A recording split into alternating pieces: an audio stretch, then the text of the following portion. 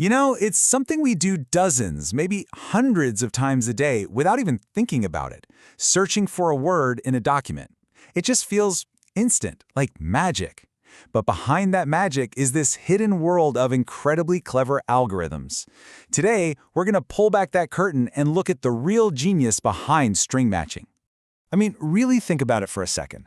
You hit Control F in a 1,000-page PDF, or you're searching through millions of lines of code. You type a word, and bam, it's there. How in the world is that possible?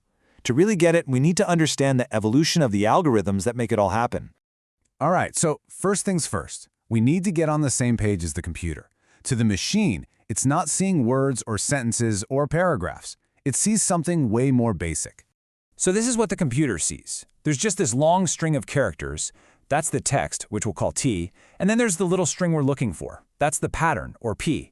The computer's entire job is to just slide that pattern along the text and find every single spot, every valid shift where the characters line up perfectly. Like here, you can see the pattern ABA lines up perfectly starting at shift number 3. Simple enough, right? Okay, so if you had to do this by hand, how would you go about it? Well, you'd probably do the most obvious thing possible. And it turns out, the very first algorithm we're going to look at does exactly that. This one's called the naive algorithm, and honestly, the name fits perfectly. It's about as direct as you can get. It starts at the very beginning of the text and just checks one character at a time to see if the pattern matches. If it doesn't, no big deal. It just scoots over one single spot and tries the whole thing again, and again, and again. Let's actually watch it in action. Say we're looking for AAB. Okay, at position 0, the first A matches, but the second character doesn't. So that's a mismatch. We slide over one spot to shift 1. Nope, doesn't even match on the first letter. Mismatch. So we slide again to shift 2. And there it is, a perfect match. It's super simple, and hey, it gets the job done. But you can probably already see how this would get painfully slow in a really big document. And here's the real problem, the fatal flaw of this whole naive approach. As the source material puts it, any information it learns is immediately thrown away. Think about that. Even if it gets a partial match, like 10 characters line up perfectly before it fails, it just forgets all of that progress and starts completely fresh, just one character over. It's a completely forgetful algorithm. There has to be a smarter way, right? And of course there is. The next step up in our story uses a really clever mathematical shortcut to speed things up in a huge way. So let's meet the Rabin-Karp algorithm. The big idea here is something called hashing. The thinking goes like this. Instead of comparing long strings of letters one by one, which is slow, what if we could just convert those strings into a single number, a kind of digital fingerprint? Because, comparing two numbers is way faster than comparing two strings, and that is the key insight. So, here's the game plan. First, you calculate the numerical fingerprint for the pattern you're looking for. Then, you just slide a window across the main text and you calculate the fingerprint for each little chunk. Now, if the numbers match, you've probably got a hit. But, and this part is really important, you still have to do a final check of the actual letters, just to be 100% sure. So why that extra check? Well, because every once in a while, two totally different strings can accidentally create the same fingerprint number. It's rare, but it happens. We call this a spurious hit. In this example, we get 2 hits for the number 7. The first one is a real valid match. The second one, just a coincidence. So Rabin-Karp used that super fast number comparison to find all the likely suspects. And then it does a quick character check to weed out any imposters. And that brings us to the final evolution in our story. This is an algorithm that is so clever it almost feels like it's thinking ahead. This is the legendary Knuth-Morris-Pratt algorithm, or as everyone calls it, KMP. Remember how the naive algorithm was so, naive? It just shifted one character at a time no matter what. And Rabin-Karp was faster, but it still checked every single window. KMP asked the totally brilliant question.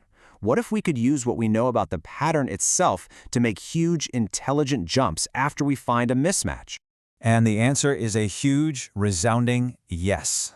Just look at this. A partial match fails. Now the naive algorithm would just shift by 1, but not KMP.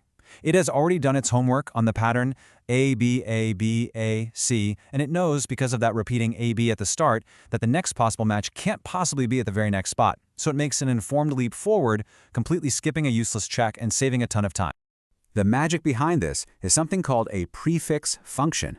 Basically, before the search even starts, KMP studies the pattern. For a pattern like a baba, it analyzes it and figures out, hey, the prefix aba is also a suffix. It builds a little cheat sheet with his info. So later, if it finds a mismatch right after matching aba, it doesn't have to start from scratch. It knows it can just slide the pattern forward to line up the two aba sections it already knows about.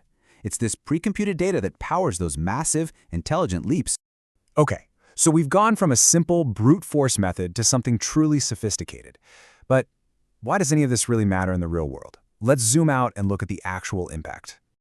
This table tells the whole story. For the naive and Rabin-Karp algorithms, the search time depends on n, the length of the text, multiplied by m, the length of the pattern.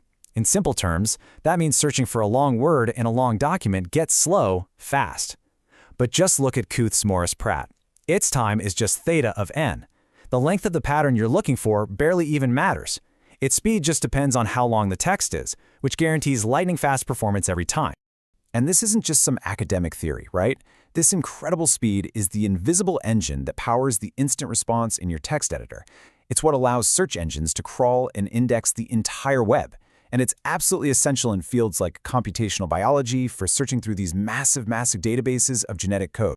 And when we talk about big databases, like searching for a specific sequence in the human genome, the difference between a slow algorithm and a fast one isn't a matter of milliseconds.